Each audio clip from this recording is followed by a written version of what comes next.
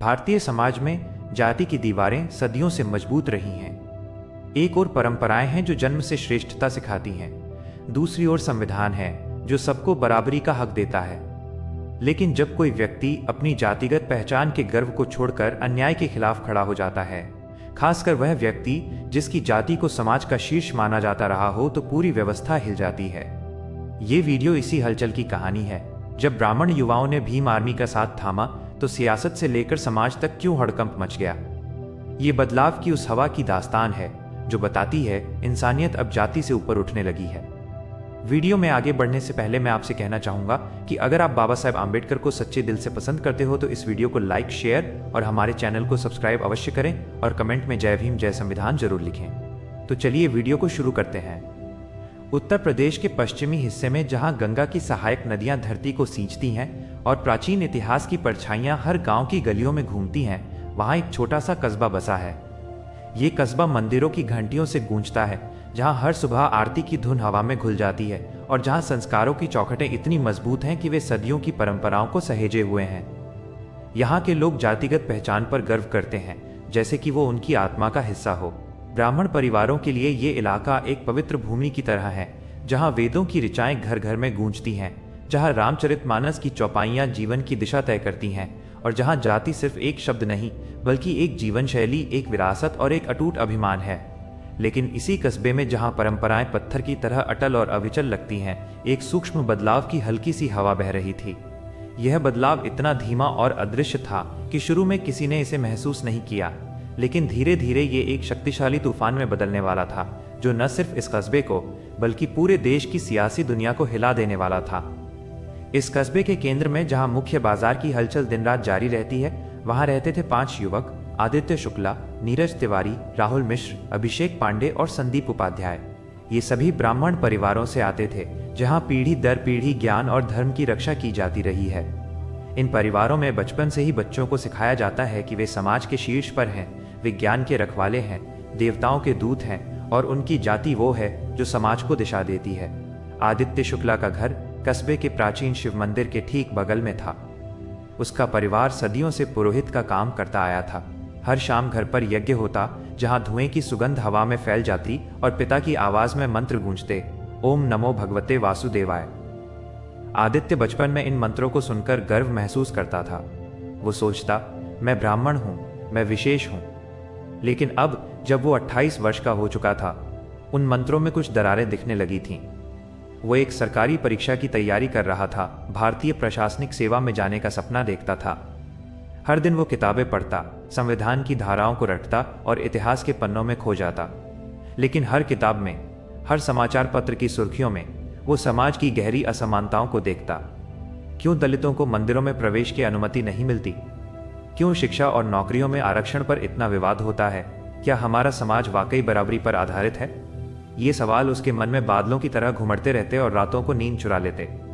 आदित्य का कमरा किताबों से भरा था, संविधान की प्रति, गांधी की आत्मकथा और अब धीरे धीरे डॉक्टर भीमराव आम्बेडकर की किताबें भी शामिल हो रही थीं। वो सोचता, मेरे पिता कहते हैं कि जाति ईश्वर की देन है, लेकिन आम्बेडकर कहते हैं कि ये एक सामाजिक बुराई है। किस पर विश्वास करूं? नीरज तिवारी, जो कस्बे के एक छोटे से निजी कॉलेज में इतिहास का व्याख्याता था, वो भी इसी तरह की आंतरिक उथल पुथल से गुजर रहा था। उसका परिवार शिक्षकों का रहा था। दादा एक संस्कृत पाठशाला चलाते थे, जहां मनुस्मृति की व्याख्या होती थी। नीरज के पिता हमेशा कहते, बेटा, ब्राह्मण का काम ज्ञान बांटना है, सवाल उठाना नहीं। हम समाज के शिक्षक हैं, नियम बनाने वाले नहीं। लेकिन नीरज जब अपनी क्लास में छात्रों को भारतीय इतिहास पढ़ाता तो उसके मन में एक गहरा द्वंद्व उठता। वो बताता कि कैसे संविधान ने सबको समान अधिकार दिए, कैसे डॉक्टर अंबेडकर ने जाति प्रथा के खिलाफ लड़ाई लड़ी। लेकिन एक दिन क्लास में एक दलित छात्र ने उठकर पूछा, सर, अगर संविधान सबको बराबर मानता है तो हमारे गांव में हमें क्यों अलग कुएं से पानी पीना पड़ता है? क्यों ब्राह्मणों के घरों में हमारी छाया भी अपवित्र मानी जाती है? नीरज के पास तत्काल जवाब नहीं था। वह स्तब्ध रह गया। उस रात वो सो नहीं सका। अगले दिन से उसने अपनी पढ़ाई का दायरा बढ़ाया। वो लाइब्रेरी में जाता, डॉक्टर अंबेडकर की एनिहिलेशन ऑफ कास्ट पढ़ता, पेरियार के विचारों पर विचार करता और मनुस्मृति की उन पंक्तियों की आलोचना करता जो जाति को जन्म आधारित बताती। ये किताबें उसके लिए एक नई दुनिया खोल रही थीं, एक ऐसी दुनिया जहां जाति की दीवारें गिर रही थीं और इंसानियत का बोलबाला था। नीरज अब क्लास में सिर्फ इतिहास नहीं पढ़ाता था, बल्कि छात्रों को सोचने पर मजबूर करता। लेकिन घर पर वो चुप रहता, क्योंकि वो जानता था कि उसके विचार परिवार की परंपराओं से टकरा रहे थे। राहुल मिश्र पत्रकारिता का छात्र था, जो कस्बे से दूर लखनऊ की एक यूनिवर्सिटी में पढ़ाई कर रहा था। उसके लिए दुनिया एक बड़ी सी रिपोर्ट थी, हर घटना एक स्टोरी, हर व्यक्ति एक किरदार। उसके पिता कस्बे के एक स्थानीय अखबार के संपादक थे, जो हमेशा सलाह देते, बेटा, जाति समाज की रीढ़ है, इसे मत छेड़ना वरना सब बिखर जाएगा। लेकिन राहुल की आंखें कुछ और देख रही थीं। वो रिपोर्टिंग के सिलसिले में गांव-गांव, शहर-शहर घूमता और हर जगह उसे जातिगत भेदभाव की दर्दनाक कहानियां मिलती। एक बार वो एक दूर दराज के गांव में गया, जहां एक दलित परिवार की बेटी को स्कूल से निकाल दिया गया, क्योंकि उसने ब्राह्मण शिक्षक से सवाल पूछ लिया था। राहुल ने उस लड़की से बात की, उसके आंसू देखे और उसके मन में एक गहरा दर्द उठा। ये कैसा समाज है जहां ज्ञान भी जाति की कैद में है, उसने सोचा। फिर एक अन्य असाइनमेंट में वो एक दलित बस्ती पहुंचा, जहां बच्चों को सिर्फ ब्राह्मण बच्चों के साथ खेलने पर डांटा जाता। राहुल का दिल टूट गया। वो रातों को डायरी में लिखता, जाति एक जहर है जो समाज को खोखला कर रहा है। लेकिन असली बदलाव तब आया जब रिपोर्टिंग के दौरान वो सहारनपुर पहुंचा। वहां भीम आर्मी की एक बड़ी सभा हो रही थी। राहुल वहां पहुंचा, कैमरा लेकर, नोट्स बनाने।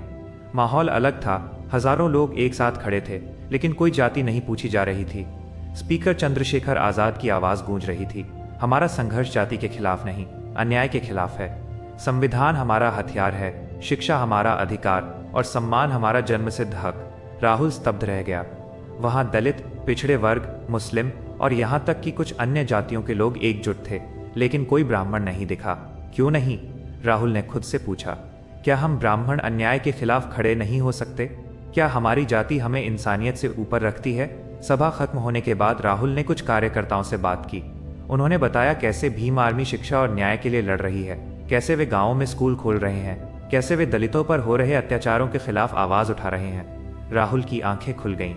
वो समझ गया कि ये सिर्फ दलितों का आंदोलन नहीं, बल्कि पूरे समाज का है। अभिषेक पांडे की कहानी थोड़ी अलग थी। वो इंजीनियरिंग की डिग्री लेकर बेरोजगारी से जूझ रहा था। उसके परिवार में हमेशा कहा जाता, ब्राह्मण हो तुम्हें तो सब कुछ मिलेगा, ईश्वर तुम्हारे साथ है। लेकिन हकीकत कड़वी थी। दर्जनों इंटरव्यू दिए, लेकिन हर बार असफलता। वो देखता कि उसके कुछ दलित दोस्त आरक्षण के चलते सरकारी नौकरियां पा रहे थे, जबकि वो खुद प्राइवेट सेक्टर में छोटी मोटी जॉब्स के लिए संघर्ष कर रहा था। शुरू में उसके मन में जलन हुई, आरक्षण क्यों? ये अन्याय है। लेकिन फिर वो सोचने लगा, आरक्षण क्यों है? क्योंकि सदियों से दलितों पर अत्याचार हुआ है, उन्हें शिक्षा से वंचित रखा गया है। अगर वे आज आगे बढ़ रहे हैं तो ये सुधार है, न कि अन्याय। अभिषेक ने गांव में देखा था कैसे दलित मजदूरों को कम मजदूरी दी जाती, कैसे उनके बच्चों को स्कूल जाने से रोका जाता। एक बार वो खुद एक दलित परिवार के घर गया, जहां एक बुजुर्ग ने बताया, बेटा, हमारी जाति के कारण हमें इंसान नहीं समझा जाता। अभिषेक की बेरोजगारी ने उसे संवेदनशील बना दिया। वह सोचता, अगर मैं खुद इतना संघर्ष कर रहा हूं तो वे कितना सहते होंगे। क्या मेरी जाति मुझे उनके दर्द से अलग कर देती है? अब वो किताबें पढ़ता, इंटरनेट पर वीडियो देखता, जाति प्रथा की जड़ों पर, आंबेडकर के संघर्ष पर। उसकी बेरोजगारी अब एक अवसर बन गई थी सोचने का, समझने का। संदीप उपाध्याय सबसे युवा था, सिर्फ 24 साल का और गांव में ही रहता था। उसके पिता एक छोटे से खेत के मालिक थे, लेकिन ब्राह्मण होने के नाते गांव में उनका सम्मान था। वे गांव की पंचायत में बैठते, फैसले सुनाते। संदीप ने बचपन में देखा था कैसे एक दलित बच्चे को उनके घर के कुएं से पानी छूने पर बुरी तरह पीटा गया। वो बच्चा घंटों रोता रहा, लेकिन कोई मदद नहीं आया। संदीप की मां ने उसे समझाया, बेटा, यह परंपरा है, हमारी जाति पवित्र है, उनकी नहीं। लेकिन संदीप के मन में वो दृश्य हमेशा के लिए अंकित हो गया। वह सोचता, क्या पानी भी जाति देखता है? क्या ईश्वर ने जाति बनाई या इंसानों ने? स्कूल में वो दलित बच्चों से दोस्ती करता, उनके साथ खेलता, लेकिन घर वाले मना करते। हमारी जाति अलग है, उनका स्तर नीचा है, वे कहते। संदीप ने चुपके से किताबें पढ़नी शुरू की। महात्मा गांधी की हिंद स्वराज, जवाहरलाल नेहरू की डिस्कवरी ऑफ इंडिया और सबसे ज्यादा प्रभावित किया डॉक्टर अंबेडकर ने। वो रातों को छिपकर पढ़ता और उसके मन में विद्रोह की चिंगारी सुलगने लगी। वो गांव की सभाओं में जाता, जहां दलितों पर हो रहे अन्याय की बातें सुनता और सोचता, मैं कुछ क्यों नहीं कर सकता। ये पांचों युवक भले ही अलग अलग पृष्ठभूमि से थे, लेकिन एक अदृश्य धागा उन्हें जोड़ रहा था, बदलाव की चाह, न्याय की प्यास। पिछले कुछ वर्षों में उत्तर प्रदेश में जातिगत हिंसा की घटनाएं बढ़ी थीं। हाथरस में एक दलित लड़की के साथ हुई बर्बरता, सहारनपुर में दंगे, ये खबरें हर घर में चर्चा का विषय बनती। लेकिन ब्राह्मण परिवारों में इन्हें दलितों की साजिश या राजनीतिक खेल कहा जाता। आदित्य ने एक शाम अपने पिता से बहस की, पापा, अगर संविधान सबको बराबरी देता है तो जमीन पर हकीकत इतनी अलग क्यों है? क्यों दलितों को अभी भी दबाया जाता है? पिता ने गुस्से में जवाब दिया, तुम पढ़ाई पर ध्यान दो, राजनीति मत करो। हमारी जाति सदियों से समाज को संभाल रही है। लेकिन सवाल तो उठ चुका था और अब रुकने वाला नहीं था। राहुल की सहारनपुर यात्रा सब कुछ बदलने वाली साबित हुई। सभा के बाद वो उत्साहित होकर आदित्य को फोन किया, भाई, आज मैंने कुछ ऐसा देखा जो हमारी जिंदगी बदल सकता है। भीम आर्मी वे अन्याय के खिलाफ लड़ रहे हैं, बिना जाति देखे। चंद्रशेखर आजाद की बातें सुनकर लगा कि ये हमारा भी संघर्ष है। आदित्य ने ध्यान से सुना और उसके मन में एक नई ऊर्जा का संचार हुआ। अगले दिन उन्होंने एक व्हाट्सएप ग्रुप बनाया, न्याय की खोज नाम से। नीरज, अभिषेक और संदीप भी जल्दी जुड़ गए। अब रातों रात बातचीत शुरू हो गई। देर रात तक वॉइस कॉल्स, मैसेजेस की बाढ़, बहसें जो कभी खत्म नहीं होती। एक रात नीरज ने ग्रुप में शेयर किया, मनुस्मृति कहती है कि ब्राह्मण सर्वश्रेष्ठ हैं, लेकिन संविधान कहता है कि सब बराबर। हम किसे माने? राहुल ने तुरंत जवाब दिया, इंसानियत को। जाति एक सामाजिक निर्माण है, न कि ईश्वरीय। वे किताबों के पन्ने शेयर करते, अंबेडकर की जीवनी, पेरियार के लेख और यहाँ तक कि मार्क्स के विचार भी, जो वर्ग संघर्ष की बात करते। अभिषेक ने एक दिन लिखा, मैं बेरोजगार हूँ, लेकिन दलितों की हालत देखकर लगता है कि मेरा दर्द कुछ भी नहीं। आरक्षण उनका हक है, हमारा विशेषाधिकार खत्म होना चाहिए। संदीप ने अपनी बचपन की घटना शेयर की और ग्रुप में सन्नाटा छा गया। बहसें दिन ब दिन गहराती गईं। वे न सिर्फ किताबें पढ़ते, बल्कि वीडियो देखते, डॉक्यूमेंट्रीज पर चर्चा करते। एक शाम आदित्य ने ग्रुप कॉल में कहा, अगर अन्याय के खिलाफ खड़ा होना गलत है तो हाँ, हम गलत होना चाहते हैं। हमारी जाति हमें रोक नहीं सकती। ये वाक्य सबके मन में गूंज गया जैसे एक मंत्र। उन्होंने फैसला लिया, वे भीम आर्मी से जुड़ेंगे। लेकिन ये फैसला आसान नहीं था। घर वालों को कैसे बताएं? समाज क्या कहेगा? कस्बे में अफवाहें फैलेंगी, रिश्ते टूटेंगे। लेकिन उनके दिल कह रहे थे कि ये सही रास्ता है। वे चुपके से सहारनपुर गए, चंद्रशेखर आजाद से मिले। हम ब्राह्मण हैं, लेकिन इंसान पहले हैं, उन्होंने कहा। चंद्रशेखर ने मुस्कुराकर जवाब दिया, भीम आर्मी में जाति नहीं, सिर्फ न्याय का स्थान है। स्वागत है। यह फैसला एक नई शुरुआत का प्रतीक था। कस्बे में धीरे धीरे अफवाहें फैलने लगी, शुक्ला का बेटा दलितों के साथ घूम रहा है। परिवारों में तनाव बढ़ा, लेकिन ये 5 युवक तैयार थे। उनके मन में भावनाओं का एक सागर उमड़ रहा था, डर की लहरें, उत्साह की ज्वार और एक नई आज़ादी का गर्व। ये सिर्फ 5 युवकों की कहानी नहीं थी, बल्कि उस पूरे समाज की, जहां जड़ें हिल रही थीं, परंपराएं टूट रही थीं। बदलाव की हवा अब तेज हो चुकी थी और ये तूफान जल्द ही सियासी गलियारों तक पहुंचने वाला था, जहां हड़कंप मचना तय था। कुछ हफ्ते बीत चुके थे। उन हफ्तों में आदित्य, नीरज, राहुल, अभिषेक और संदीप की जिंदगी पूरी तरह बदल चुकी थी। दिन में वे अपने काम करते, लेकिन रातें अब भीम आर्मी के विचारों, संविधान की धाराओं और आने वाले फैसले की तैयारी में गुजरती। वे चंद्रशेखर आजाद और भीम आर्मी के अन्य नेताओं से लगातार संपर्क में थे। योजना बनी कि लखनऊ में होने वाले एक बड़े कार्यक्रम में वे सार्वजनिक रूप से शामिल होंगे। मीडिया को सिर्फ एक सामान्य आयोजन की सूचना दी गई थी, भीम आर्मी का शिक्षा और अधिकार सम्मेलन। कोई नहीं जानता था कि उस दिन क्या होने वाला है। वो दिन आया, लखनऊ का रामाबाई अंबेडकर मैदान। सुबह से ही हजारों लोग जुटने लगे थे।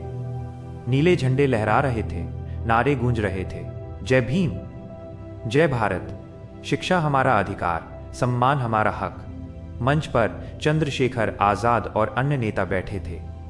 भीड़ में दलित, पिछड़े, आदिवासी, अल्पसंख्यक, हर वर्ग के लोग थे। लेकिन ऊपर वाली जातियों के चेहरे न के बराबर। कैमरे लगे थे, कुछ स्थानीय चैनल लाइव कवरेज कर रहे थे। एंकरों की आवाजें सामान्य थी। आज भीम आर्मी का एक और कार्यक्रम, जिसमें शिक्षा और संवैधानिक अधिकारों पर चर्चा होगी। फिर वो पल आया। कार्यक्रम के अंतिम चरण में चंद्रशेखर ने माइक लिया और कहा, आज हमारे साथ कुछ ऐसे साथी शामिल हो रहे हैं जिनकी मौजूदगी ये साबित करती है कि न्याय का संघर्ष किसी एक जाति का नहीं, पूरे समाज का है। भीड़ में हल्की सी हलचल हुई। मंच पर 5 युवक चढ़ा, सादे कुर्ते पायजामा में, हाथ में नीला दुपट्टा। आदित्य सबसे आगे था, उसके पीछे नीरज, राहुल, अभिषेक और संदीप। जैसे ही वे माइक के पास पहुंचे, पूरा हॉल सन्न रह गया। हजारों आंखें उन पर टिक गईं। आदित्य ने माइक पकड़ा। उसकी आवाज में थोड़ी सी कंपी थी, लेकिन दृढ़ता स्पष्ट थी। नमस्कार, हम पांचों उत्तर प्रदेश के एक छोटे से कस्बे से आते हैं। हमारे नाम है आदित्य शुक्ला, नीरज तिवारी, राहुल मिश्र, अभिषेक पांडे और संदीप उपाध्याय। हम ब्राह्मण परिवारों से हैं, लेकिन आज हम यहाँ ये घोषणा करने आए हैं कि हम सबसे पहले इंसान हैं, और इंसान होने के नाते हम उस अन्याय के खिलाफ खड़े हैं जो सदियों से हमारे समाज में चल रहा है। आज से हम भीम आर्मी के सदस्य हैं। हम डॉक्टर बाबा साहेब आम्बेडकर के संविधान के सिपाही हैं। जय भीम। एक पल के लिए पूरा मैदान खामोश रहा, फिर तालियों की गड़गड़ाहट। कुछ लोग रो रहे थे, कुछ चिल्ला रहे थे, इनकलाब जिंदाबाद। कैमरे कांप रहे थे। लाइव चल रहे चैनलों के एंकरों की जुबान अटक गई। एक एंकर ने जल्दी से कहा, ब्रेकिंग न्यूज, कुछ देर पहले लखनऊ में भीम आर्मी के कार्यक्रम में 5 ब्राह्मण युवकों ने संगठन में शामिल होने की घोषणा की है। कुछ ही मिनटों में हर न्यूज चैनल पर ब्रेकिंग न्यूज चलने लगी। देश में पहली बार 5 ब्राह्मण युवक भीम आर्मी में शामिल। सोशल मीडिया पर आग लग गई। ट्विटर पर ब्राह्मण इन भीम आर्मी ट्रेंड करने लगा। कुछ लोग लिख रहे थे, ये नाटक है, कल तक जाति का घमंड करते थे, आज दलितों के साथ। कुछ लिख रहे थे, ये असली बदलाव है।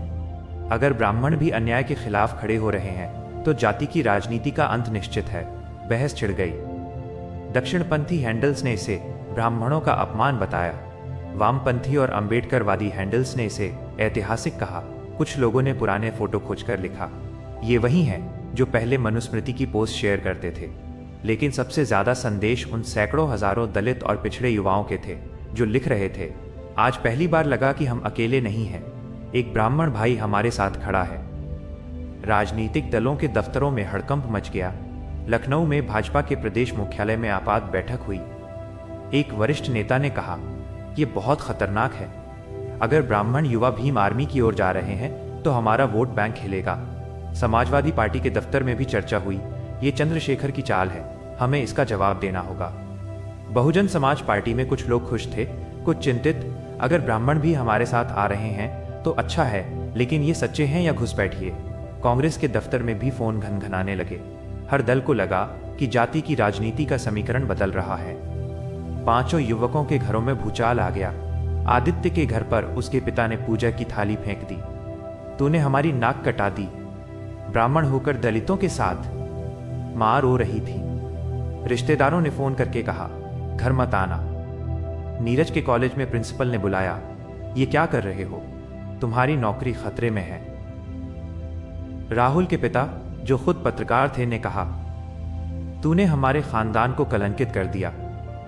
अभिषेक के घर पर चाचा ताऊ इकट्ठा हुए और फैसला सुनाया, इसके हिस्से की संपत्ति अलग कर दो। संदीप की मां ने कहा, बेटा वापस आ जा, हम सब भूल जाएंगे। लेकिन संदीप ने जवाब दिया, मां, मैं गलत रास्ते से सही रास्ते पर आया हूं। लेकिन इन सब के बीच कुछ और भी हो रहा था। सैकड़ों अज्ञात नंबरों से मैसेज आने लगे। एक दलित युवती ने लिखा, आपको नहीं पता आपने आज कितनों का दिल जीत लिया। मेरे गांव में लोग कहते थे कि ब्राह्मण कभी नहीं बदलेंगे, आपने वो मिथक तोड़ दिया। एक पिछड़े वर्ग के छात्र ने लिखा, सर मैं आईएएस बनना चाहता हूं, लेकिन जाति के कारण हौसला टूटता था। आज आप सबको देखकर लगा कि संभव है। एक दलित बुजुर्ग ने वॉइस मैसेज भेजा, रोते हुए, बेटा बाबा साहेब का सपना आज पूरा हुआ। मीडिया का तूफान और बढ़ गया। अगले दिन हर अखबार के पहले पन्ने पर खबर थी। कुछ ने हेडलाइन लगाई, ब्राह्मणों का भीम आर्मी में जाना, क्रांति या साजिश। कुछ ने लिखा, माइनस जाति की दीवारें ढह रही हैं। टीवी डिबेट्स शुरू हो गए।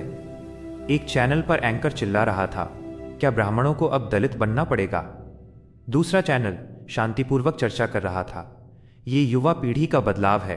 5 को बुलाया गया इंटरव्यू के लिए। आदित्य ने सबसे सधा हुआ जवाब दिया, हम किसी धर्म या जाति के खिलाफ नहीं हैं, हम उस सोच के खिलाफ हैं जो इंसान को इंसान नहीं समझती। हम मनुस्मृति को नहीं, संविधान को मानते हैं। हम ब्राह्मण हैं, लेकिन पहले इंसान, और इंसानियत जाति से ऊपर है। ये बात सियासत को सबसे ज़्यादा चुभी, क्योंकि ये सिर्फ 5 ब्राह्मणों का फैसला नहीं था। ये उस डर की शुरुआत थी कि अब सवाल जाति के भीतर से उठने लगे हैं। अगर ब्राह्मण युवा भी कह रहे हैं कि जाति अन्याय का आधार है, तो पारंपरिक वोट बैंक कैसे बचेगा? अगर युवा पीढ़ी संविधान को मनुस्मृति से ऊपर रख रही है, तो पुरानी राजनीति कैसे चलेगी? यही असली हड़कंप था। उस दिन के बाद पांचों की जिंदगी पूरी तरह बदल गई। वे अब पूरे उत्तर प्रदेश में घूमने लगे, सभाएं करने, युवाओं से मिलने, शिक्षा के लिए अभियान चलाने।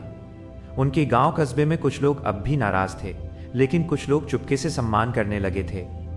एक बुजुर्ग ब्राह्मण ने आदित्य से कहा, बेटा, मैंने जीवन भर जाति पर गर्व किया, लेकिन तुम्हारे बात सोचने लगा हूं कि शायद गलत था। समाज में एक नई बहस शुरू हो गई। लोग पूछने लगे, क्या जाति वाकई जरूरी है? स्कूलों कॉलेजों में छात्र चर्चा करने लगे। सोशल मीडिया पर युवा लिखने लगे, अगर 5 ब्राह्मण कर सकते हैं तो हम क्यों नहीं? भीम आर्मी को नई ताकत मिली।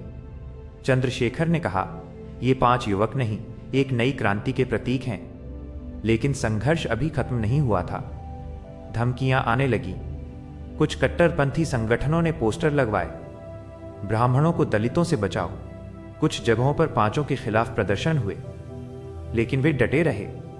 राहुल ने एक इंटरव्यू में कहा, हमें डर नहीं लगता, क्योंकि हम सच्चाई के साथ हैं। समय बीतता गया। महीनों बाद जब लोग पीछे मुड़कर देखते हैं, तो समझते हैं कि वो दिन सिर्फ 5 युवकों का नहीं था। वो दिन था जब भारत के समाज ने एक नई दिशा की ओर कदम बढ़ाया, जब जाति की जंजीरें थोड़ी ढीली हुईं, जब संविधान की जीत हुई, और जब सियासी गलियारों में ये संदेश गया कि अब युवा पीढ़ी पुराना इतिहास नहीं पढ़ेगी, वो अपना इतिहास खुद लिखेगी। दोस्तों, आपको हमारी ये वीडियो कैसी लगी? हमें कमेंट करके ज़रूर बताएं, हमें आपके विचारों का इंतज़ार रहेगा। वीडियो पसंद आई हो तो वीडियो को लाइक, शेयर और हमारे चैनल को सब्सक्राइब कर सकते हैं। वीडियो को यहाँ तक देखने के लिए आपका बहुत बहुत आभार।